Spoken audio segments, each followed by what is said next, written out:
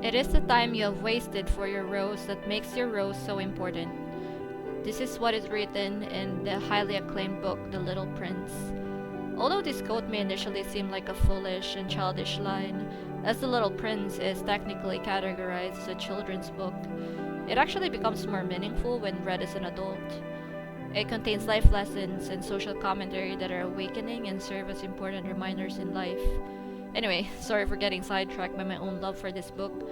As I was saying, in the line about the rose, it reflects the time we have spent on something, or somewhere, or someone, and how that defines its meaning and importance. So, if we put this into perspective, the time we spent growing up in this place we call home, no matter how small, simple, or even mediocre, it defines the value and importance of that place.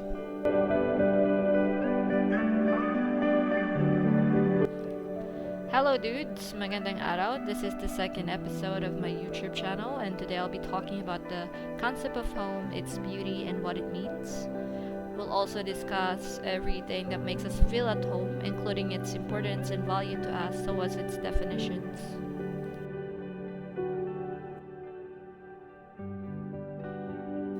The meaning of something special is subjective. One thing that can be special to me may mean nothing to you. Similarly, what's of utmost importance to someone might seem entirely unimportant and absurd to me.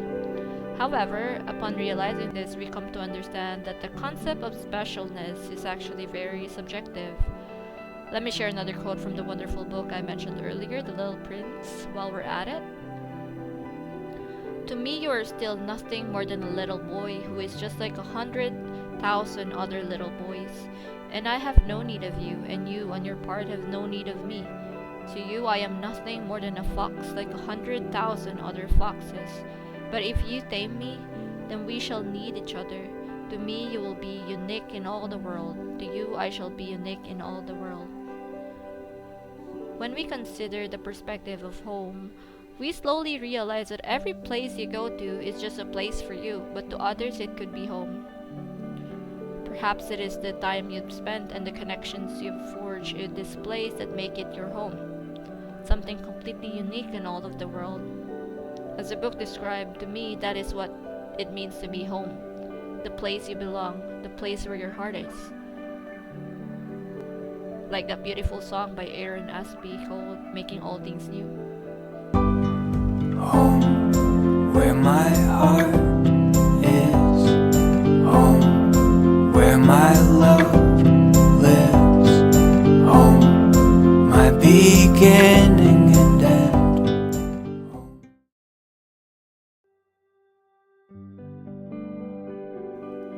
In the movie Confessions of a Shopaholic, the charming character Luke Brandon once told the protagonist, Rebecca Bloomwood, that cost and worth are distinct concepts. I believe the same principle applies to the time we invest in the place we call home. The time we dedicate to something carries a cost because it is the time we cannot allocate elsewhere. Similarly, the place we reside in and refer to as our home incurs a cost, as it means we could be anywhere else in the world, yet we choose to remain in this specific location. Therefore, in a way, this perspective helps us better comprehend and appreciate the value of our home.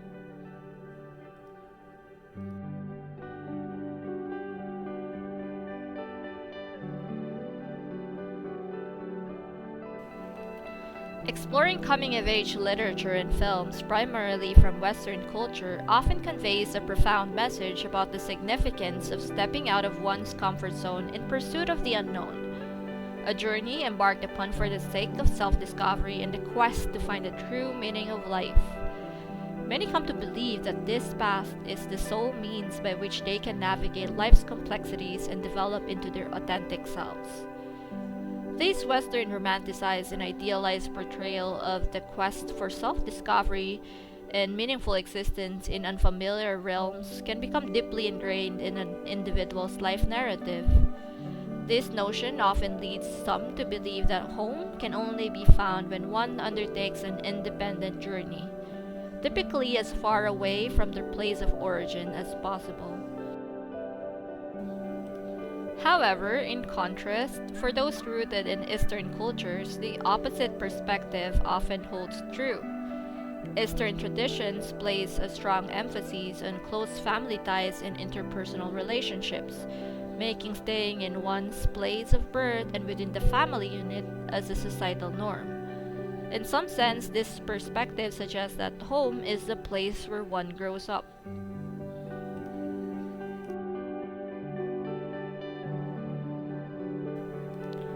Now, allow me to share a personal experience. Due to my early love for Western content and media, I often found myself experiencing a sense of alienation given that these beliefs and values contrasted with those of the people around me, considering that I am an Asian kid. I grew up closely connected to my family, and I feel genuinely happy and at peace whenever I am with them. However, watching these films would sometimes trigger a sense of wonder, making me question if this deep connection with my family and the place I was born in is enough. Consequently, this feeling of alienation emerged. I became aware that my hometown, a small town in the Philippines, might be perceived by others as small, confining, and perhaps even uneventful. This realization created a sense of unease because despite these perceptions, I truly actually love being at home. Now, upon reflection, it becomes evident that Western and Eastern influences on the concept of home can be both confusing and emotionally challenging.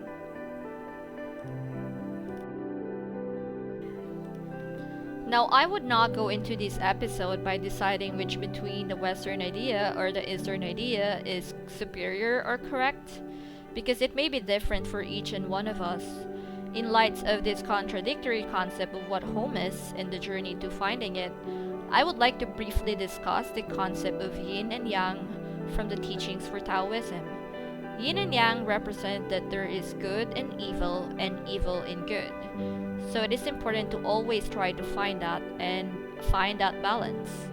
Yin and Yang represent the dualistic nature of existence and are central to understanding the balance and harmony of the universe. Yin and Yang are not opposing forces but rather interconnected and interdependent. They are a constant state of flux and one cannot exist without the other. Both Western and Eastern influences have their positives and negatives. To understand what home means to us, we should recognize the importance of exploring and discovering ourselves while also staying connected to the people who are important to us.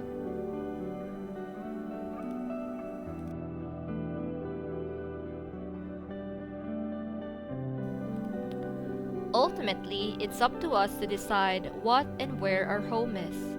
It could be a far-off place where you discover yourself and your dreams, or it could be the town where you grew up filled with cherished memories. One thing is certain, places hold a special spot in our hearts, just like people, things, and moments do. This episode is dedicated to those places we call home, like the one I call my hometown. As I mentioned earlier, what's special is subjective, so my hometown is as beautiful as any town in the world, because it's my home. Similarly, your home is special because it's yours. We determine what home means to us, and that's what makes it truly special.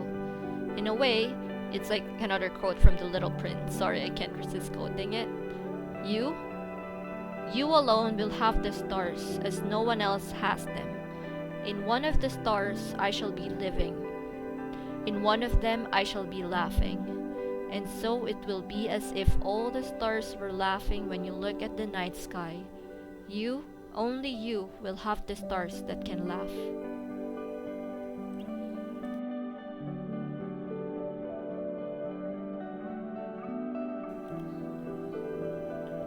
Contrary to the famous saying, the grass is always greener on the other side, I'd like to take a moment to appreciate a quote by Neil Berringham that I recently stumbled upon online. It says, "The grass is greener where you water it." Creating and maintaining relationships, whether with a partner, family member, friend, oneself, or even with a place you call home. This requires time and effort. This saying is valuable because it empowers us to build and nurture something. It's a departure from the usual, traditional, pessimistic notion that things are always better elsewhere. This quote gives us the power to decide, choose, and love.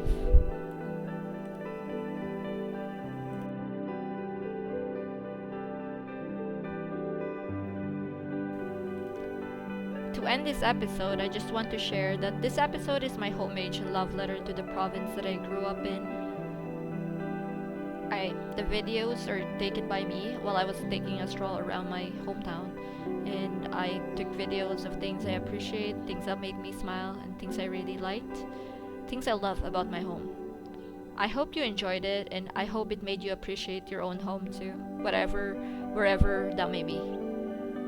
Thank you, and hope you enjoyed having this conversation with me. Please stay tuned for the next episode, hopefully coming next month. Have a great day. Paalam, ciao, peace out.